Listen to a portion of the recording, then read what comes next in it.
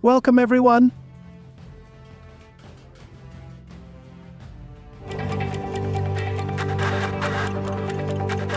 The United States Air Force's most ambitious and controversial military program, Next Generation Air Dominance, or NGAD. This program not only promises unprecedented air superiority, but it also raises a lot of questions and controversies.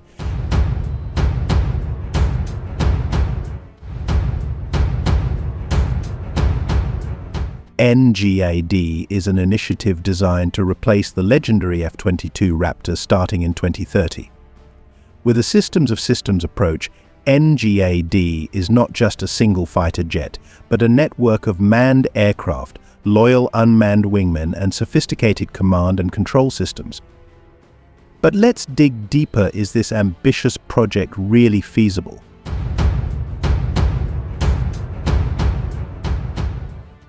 The program is expected to provide dominant air superiority on the future battlefield. However, the development and procurement costs of NGAD are astronomical, estimated at $300 million per aircraft. Add in the planned purchase of 200 NGAD aircraft and 1,000 drones, and the total cost could reach into the billions of dollars. Is this just another step in a never-ending arms race? The big questions that arise are: can the United States afford this ambitious project without sacrificing economic stability?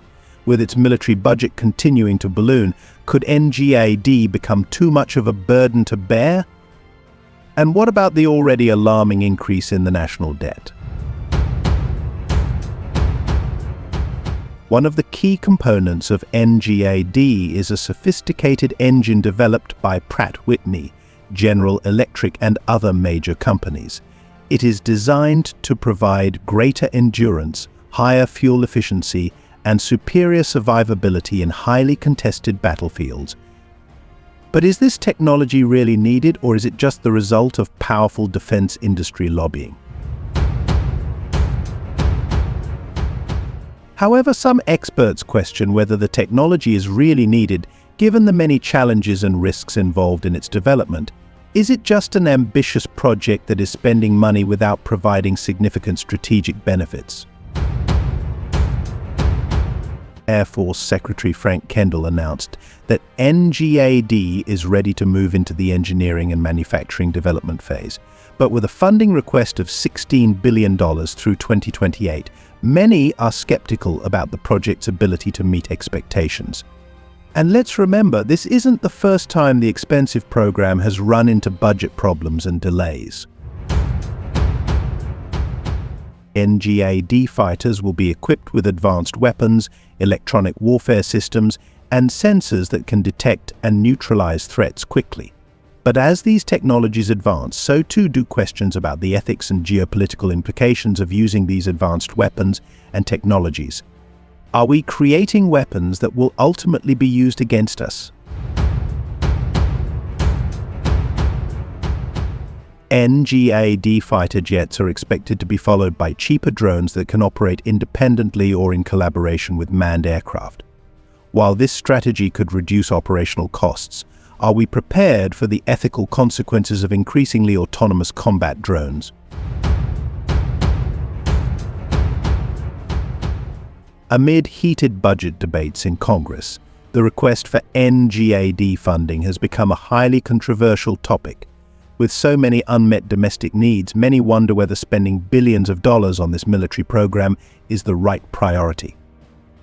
And let's not forget, every dollar spent on NGAD is a dollar that can't be spent on education, healthcare, or infrastructure. However, supporters of the program argue that investing in advanced military technology is essential to maintaining the United States' dominant position on the global stage. They believe that NGAD will provide a much-needed strategic advantage in the face of threats from countries like China and Russia.